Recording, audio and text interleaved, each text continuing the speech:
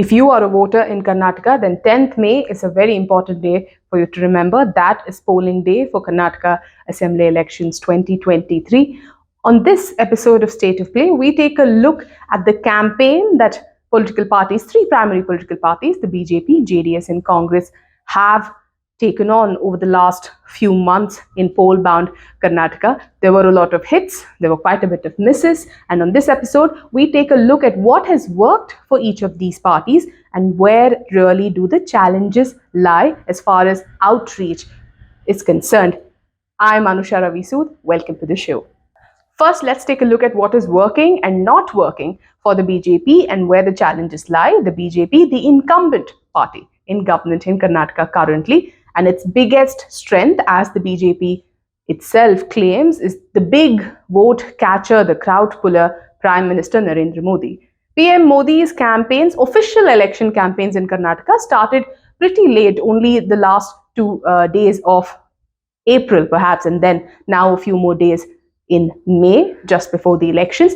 But the Prime Minister has been visiting Karnataka on official visits to inaugurate infrastructure developmental projects. But in those addresses as well, there have been political overtures in Prime Minister Narendra Modi's events in Karnataka. So officially, his campaign for the BJP began only in the last week of April, and in May, the weekend just before the polls, he's also expected to hold road shows in Bengaluru. So what has Prime Minister Narendra Modi's campaigns done for the BJP? Well, given that the BJP's voters' primary vote bank, the cadres, workers and leaders, were disillusioned with the problems they have with the state leadership, the state government, etc. over the last 4 years. It was an unstable government.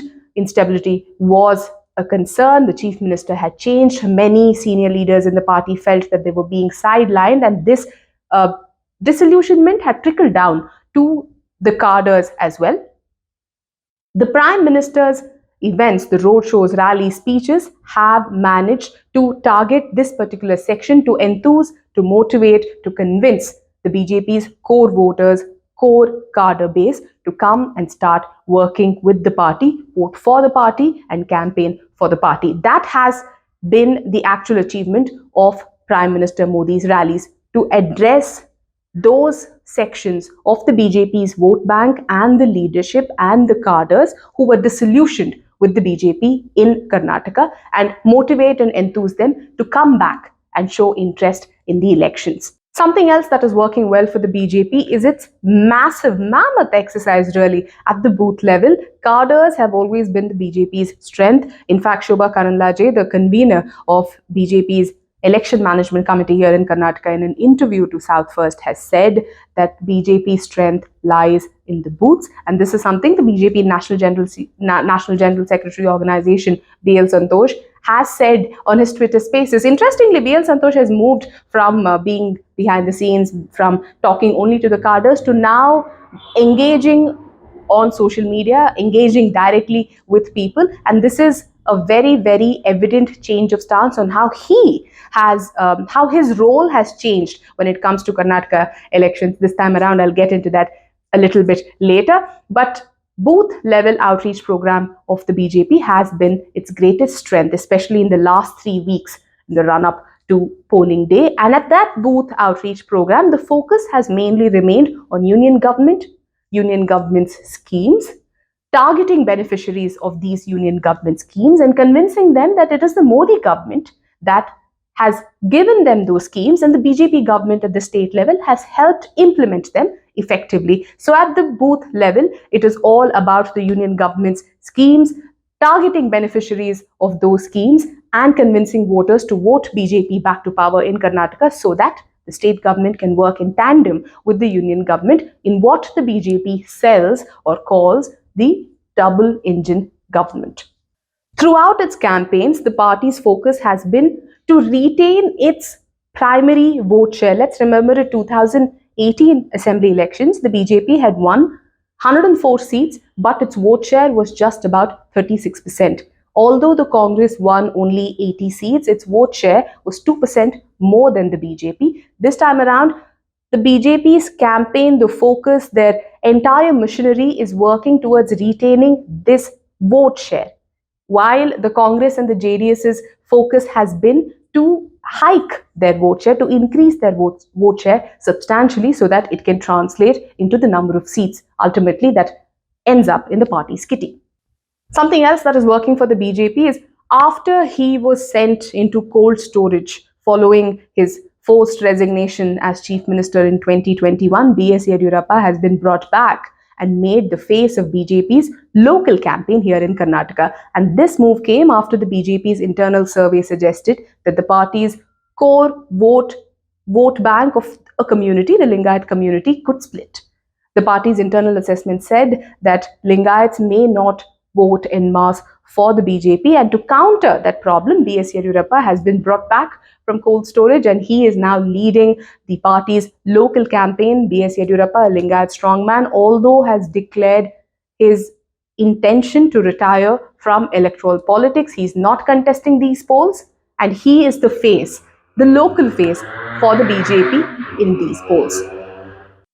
But what is not working for the BJP, and these are very, very serious concerns, Karnataka as a state has been very unforgiving when it comes to governments that have not been able to deliver on administration, and Karnataka has voted out governments, incumbent governments, so anti-incumbency is a factor in Karnataka this time around. Very real issues that we at South First also have gotten feedback from people when we brought you those ground reports from across the state. The issues that people flagged were very serious, were livelihood issues, whether it is unemployment, the reduced ability or capacity to purchase, the purchasing power, reduced purchasing power, the soaring prices of everyday consumables, fuel prices, the hike in fuel prices, and non-regularized prices of fertilizers. That is something farmers have flagged during our ground reports, and these are burning issues, and the BJP's campaign has not been able to address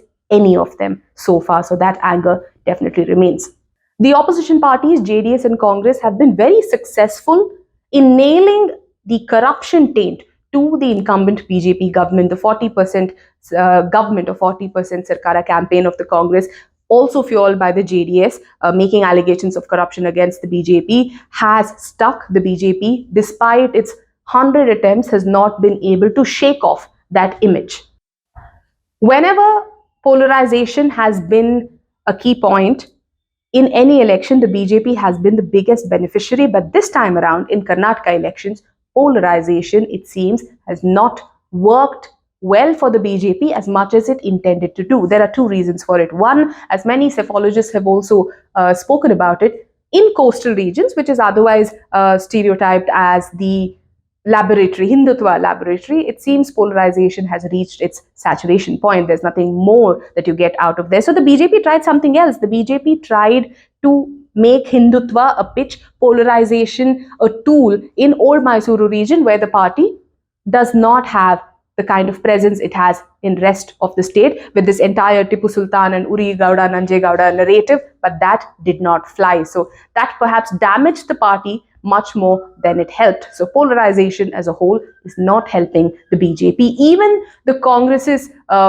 manifesto that called for a ban on Bajrang Dal and PFI, equating these two outfits, on media there was a lot of hype about it, but on ground it has made very little difference, whether it is to the Congress or to the BJP, because primarily, like the Congress said, Bajrang Dal voters or supporters anyway are not going to vote for the Congress. If anything, that move, that announcement has helped the Congress convince minority voters to consolidate behind it and stop JDS from weaning away minority voters across the state.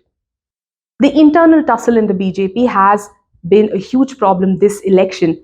If anything, there could not have been a better display, public display of shift in equations in the BJP than it has been this election, whether it is in the kind of candidates that the BJP has chosen, whether it is with the kind of say that leaders have had in the entire process of election, campaign planning, candidates, etc. It is very clear that the BJP is in a mood to cleanse its house. A lot of senior leaders have been forced to sit out of this election. A lot of leaders have been denied tickets. There has been rebellion. The BJP is clearly looking at a generational shift, and that has ruffled quite a few feathers, and that is sure to have an implication on the kind of support the BJP gets, not just from the voters, but from within its cadres and within its ecosystem as well. The power tussle in the BJP is very, very evident with B.S. Yediyurappa and B.L. Santosh. Like I said, Mr. B.L. Santosh's approach to public, to voters, to the BJP has changed this election from being a behind the scenes, a man who works from the shadows. B.L. Santosh has now started putting himself out in the public domain, holding Twitter spaces, interacting with people, a departure from his stance of not wanting to be seen as somebody who is in the decision making process, or who is in the process of leading the party from the front in public life. He's always been somebody who's maintained that he will work for the party quietly, silently from behind the scenes. But this time around, he has started taking center stage. B.S. Yediyurappa, and this comes at a time when B.S. Yediyurappa categorically has already withdrawn from electoral politics and now is all set to walk into the sunset.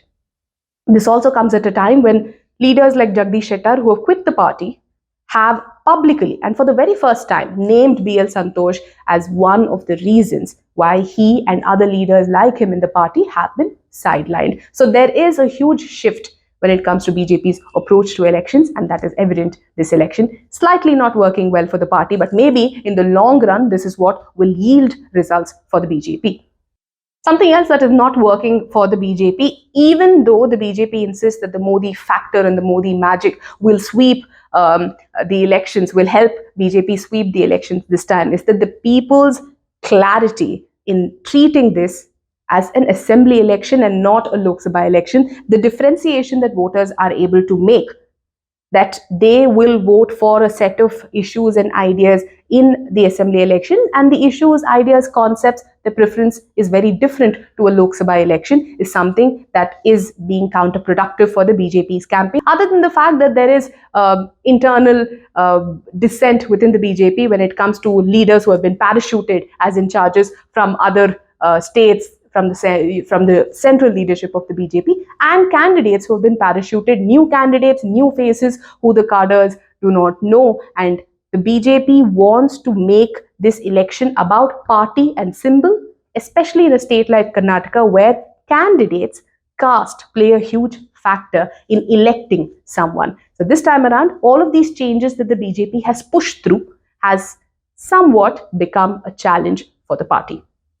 What is working for the JDS, the regional party that has put up perhaps its most strongly fought electoral battle so far as campaigns are concerned in Karnataka? What is working for the JDS? The Pancharatna Yatre was a huge success when it comes to outreach. The Grama Vastavya that H.D. Kumar Swami undertook as part, along with his Pancharatna Yatre, has been a huge crowd puller. His interactions with people in nook and corner of the state has left an impact, much more than the outreach programs carried out by the BJP and the Congress as well. This is what Prepoll surveys, mood surveys suggest, that people engaged much more with the Pancharatna Yatre than they did with the yatras of the BJP or the Congress so far. And the 5 promises that have been made by the JDS well in advance have reached the JDS's core vote bank.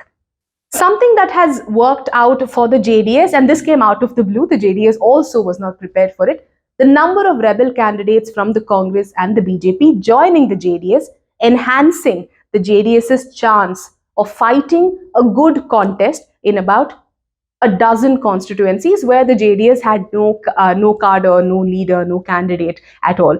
Like I said, this has been the most hard-working campaign for the JDS. H.D. Kumar Swami, who's taken over the reins of steering the party's campaign from H.D. Devegowda, who still is a huge factor when it comes to convincing core JDS voters to come out and vote for the regional party. H.D. Devegowda is an iconic figure, not just for the Vokaliga community, but also farmers across the state, and he has appeal across the state, and he has been campaigning at his age for votes, seeking votes to candidates of the JDS, with H.D. Kumar Swami leading the campaign. A lot of people within the JDS insist that this is perhaps the one time that the JDS has gone all out, put in all its efforts, put in all its resources to make their campaign a success. And HT Kumar Swami has brought in a blend of the new and old while reaching out to the conventional JDS ways of reaching out to rural voters at the grassroots level. He's also brought in technology, strategists, consultants, created an entire social media war room so that the messaging of the JDS is on par with the two national parties. What is not working for the JDS, unfortunately, unlike the two national parties, the JDS as a regional party is cash strapped. Resources are a huge challenge for the JDS, without doubt. The presence the JDS has in the state is also very limited when you compare it to the other two national parties. It's about 20% of the vote share of the total votes polled in Karnataka is what JDS vies for, and it has not been able to expand.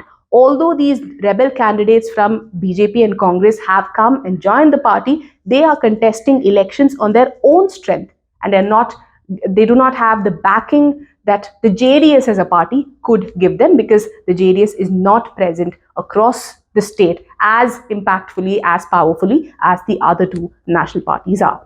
Given the resource crunch, given that it is a cash-strapped party, the JDS is able to focus only on a limited number of seats. That's about 45 seats in all. And this kind of allows the JDS to be a second fiddle to either of the other parties that cross, say, 100 seats. Pre-poll surveys in Karnataka have also pointed to this, and the pre-poll survey predictions have somewhat set the JDS back, especially when it comes to voters who are fence-sitters who want to decide between the Congress and the JDS. Now, because of the pre-poll surveys indicating that the Congress is perhaps the single largest party and Karnataka is heading towards a hung assembly, these fence-sitters who want to decide between the JDS and the Congress, it seems, are now veering towards Congress in the hopes that there will ultimately be a single largest party, a single largest party with a simple majority, and there won't be a hung assembly, because hung assembly over the last few years, few elections, in fact, Karnataka has seen the repercussions of hung assemblies. Instability has been a constant irritant for people of Karnataka, and it seems this time around these fence-sitters who have to decide between the JDS and the Congress, because of the predictions of pre-poll surveys, are now veering towards the Congress, so that the verdict is not a hung verdict in Karnataka. What is working for the Congress? Undoubtedly, the 5 guarantees that the Indian National Congress has made. The Congress did not wait for its manifesto to be released. For months now, one after the other, the Congress has been announcing one after the other of its 5 primary guarantees.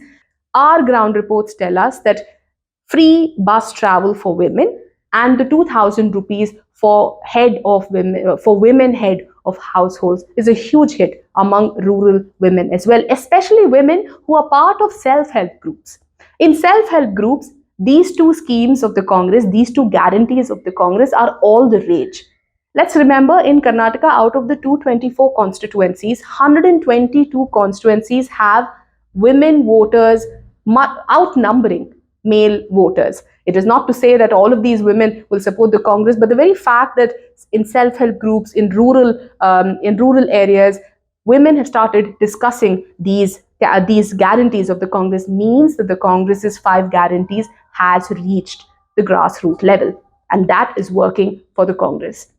What is also working for the Congress is the localized campaign. When I say localized campaign, it is not just the issues that the party has picked, which are also, again, local, which are state specific, which are region specific, but the face of these campaigns are local leaders. Unlike the BJP, where it's all about Narendra Modi, it's all about the union government schemes, and local leaders who are contesting these elections are nowhere part of the narrative. In the Congress, it is the local leadership that is driving the strategy. Advantage for the Congress is the fact that the AICC President Mallikarjun Kharge is also from Karnataka, so he also is driving the Congress's campaign as a local face. In fact, Mallikarjun Kharge even made this pitch, son of the soil pitch, when he was addressing rallies in the Kalyana Karnataka region, Kalburgi, where Mr. Kharge comes from. The party hopes in that entire district there will be a sweep in favor of the Congress. The local leadership with local issues is something that is working for the party. The irritation towards hung assemblies, the instability that comes with a broken mandate, a fractured mandate since 2008, perhaps in Karnataka, is somewhere working in favor of the Congress, with a lot of citizens' awareness groups, civil society movements coming together and working on ground to convince voters to make the choice of a clear mandate, to convince voters to ensure that there is no broken mandate this time around. And that is also working well for the Congress party. Anti-incumbency and allegations of corruption against the incumbent BJP government is helping fuel the Congress's campaign.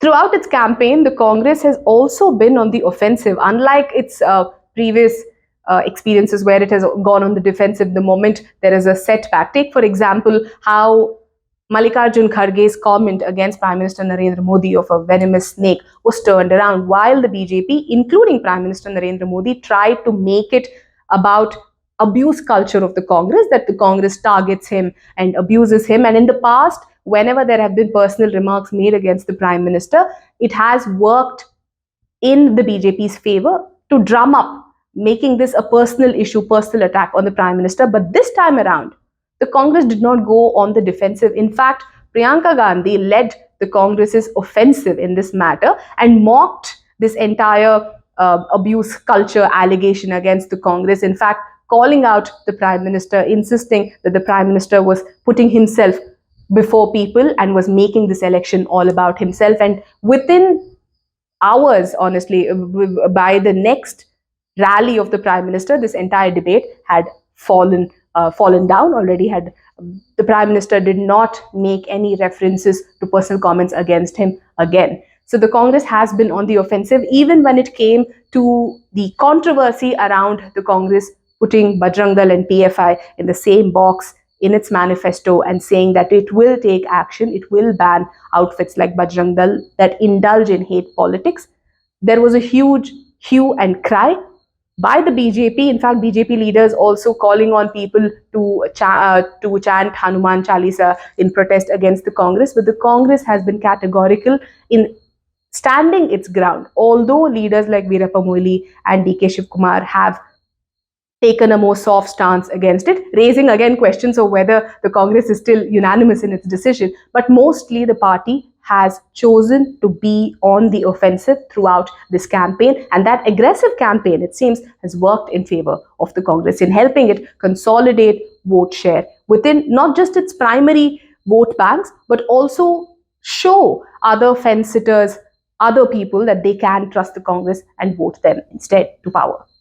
Something that is working for the Congress across the state is consolidation of civil society groups supporting the Congress. And this did not begin just during election. This is something that should be credited to the Bharat Jodo Yatra. During the Bharat Jodo Yatra led by Rahul Gandhi, a lot of civil society movements, NGOs, social workers, activists who work for different causes were convinced to show their solidarity, to extend their support to the Bharat Jodo Yatra. And these outfits and these organizations, it seems, have put their weight behind the Congress during this election. And these civil society movements, civil society groups backing the party has come as a big advantage. Influence groups supporting the Congress has come as an advantage for the party, and that is something that's working for the Congress. But what is not working for the Congress? Despite all of these anger against the incumbent government, despite the anti-incumbency, despite even deaths over alleged corruption instances in Karnataka, the Congress has not been able to create a wave in its favor. This is something that the BJP is very good at. Whether there is a real wave or there is a perceived wave, or the manufacturing up of a perceived wave in mainstream media, that has been the BJP's strength. Somehow, the Congress has not been able to do so in Karnataka, despite a lot of opportunities presenting itself to the party. Something that leaders of Congress point out too on what is not working for them is very bad pick of candidates in at least over a dozen constituencies. The last two lists of the Congress candidates came with its own set of problems. Leaders pinpoint to specific constituencies, for example, the Shidlaghatta constituency or Mangalore North constituencies. These are constituencies that leaders of the Congress believe the party had a fighting chance, but the bad pick of candidates will now cost the party these seats. This is an allegation that is leveled against the BJP's leadership as well, but the BJP has made a conscious decision to choose new faces, and this is a long-term plan. But for the Congress, that is vying to win as many seats as possible, miscalculation in picking candidates has not worked in their favor. While it has not been able to create a wave, the Congress leadership is heavily dependent on what it sees as an undercurrent among people who want to vote out the incumbent and vote in another party. Now, this, when the leadership says it is an anti-incumbent vote, which means an anti-BJP vote. But is this a pro-Congress vote? Turning this anti-BJP vote into a pro-Congress vote has been something that the Congress has not effectively exploited. That is one of the gaps in the Congress's campaign, and there is no way to match the massive exercise that the BJP is carrying out at the booth level. At the booth level, the Congress's campaign has not been on par with the BJP, despite the Congress having the presence of cadres and leaders. And now, with just a few days left for voting, it is the candidates who are driving the booth level outreach campaigns, and the Congress has had setbacks when it comes to grassroots level outreach to people. A couple of more days of voting, and this is the last leg of campaigning. The last few days in the run-up to polling day will be days of anticipation, anxiety, not just for political parties and its leaders, the candidates, journalists, but also people like you who are interested in politics. And we at Southwest will try our best to keep you updated on what is happening on this front. On Monday, you will watch me moderating a debate on Karnataka election, the campaign, the possible outcome, etc., with two political observers, analysts, scientists, Professor Chandan Gowda and Professor A. Narayana. I will see you on the next show. Thank you so much for watching.